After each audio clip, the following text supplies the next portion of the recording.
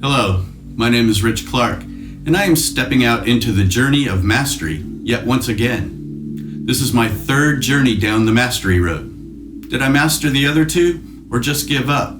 Fair question. I did, but there was something missing. The question is, can I find it? In his book, Mastery, Robert Greene highlights 5 strategies for finding your life's task and how I found what was missing. First, I had to return to my origins. Where was that? What was that? I can always remember from early childhood I was fascinated with stories. It didn't matter the media, I loved the stories.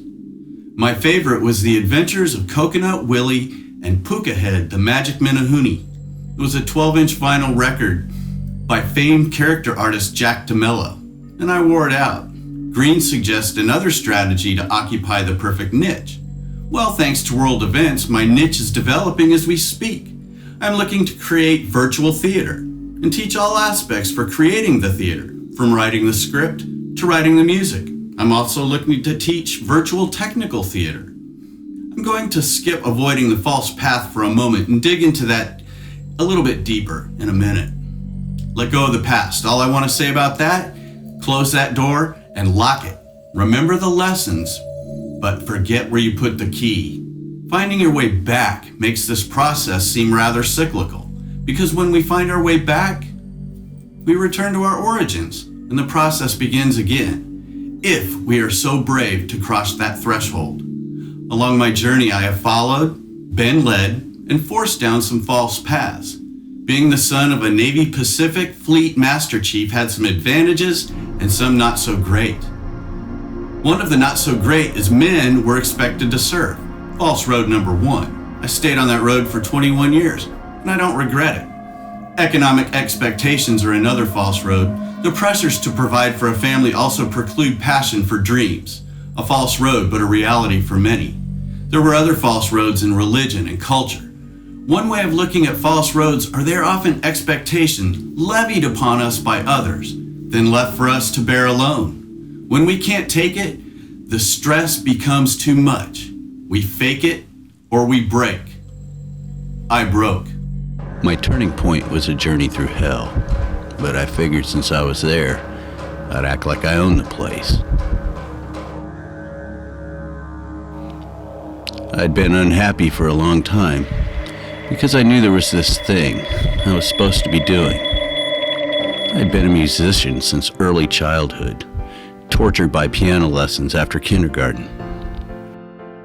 I got into musical theater in high school and performed in Pippin and The Sound of Music. Then I got into synthesizers and such, and combined those treacherous piano years and synthesizers together, and I was hooked. I played in a band and worked in a recording studio in Southern California. I was definitely living the dream. In an effort to combat the stress and crap that life throws at you, I began self-medicating with mean Mr. Alcohol, and we became best friends. I found myself at a precipice one day, stood there thinking, I am gonna die. That was August 22nd, 2015. I didn't die. I experienced what I can only call a rebirth. I grew up in the Southern Baptist Church and heard every Sunday, get saved and born again. Nothing I ever experienced at church compared to the rebirth that I experienced that day. Everything became crystal clear. I would return to my origins, find my niche, stay on the road less traveled, letting go of the past and finding my way back. The way back to telling stories the way I love to hear them, with music and dancing, in a storyline that digs into your heart and mind and tells you everything is going to be okay. So since that day, August 22nd, every step has been towards the goal of writing my own musical and teaching future generations of composers, playwrights, and technicians the art of musical theater. My career path is quite simple. I've completed my bachelor's in music production, and I'm working on my master's in fine arts and creative writing. I have a handful of other degrees and experiences in my back pocket. We are looking to relocate after the COVID-19 pandemic seems to be under control. We're looking at Ashland, Oregon. One of my goals over the next 3 weeks will be to explore teaching opportunities in Ashland, non-traditional certification pathways, schools with robust arts programs, or looking to expand current programs. And to make it difficult, I'm looking to serve schools that serve the underprivileged populations in an effort to share their art and culture with the world. The second goal I have is to write for at least 3 hours per day, music or words, or both. Both skills, music and writing, are perishable. They aren't like riding a bike. Well, that's about it. I told you my story and how the 5 strategies outlined by Mr. Green applied to my life. I told you how the false roads kept me back for decades. I took you on my journey through hell. Well, you got the Reader's Digest version.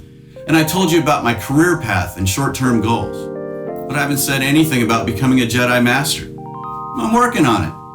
But Obi-Wan Kenobi said something to Darth Vader in Episode 4, A New Hope.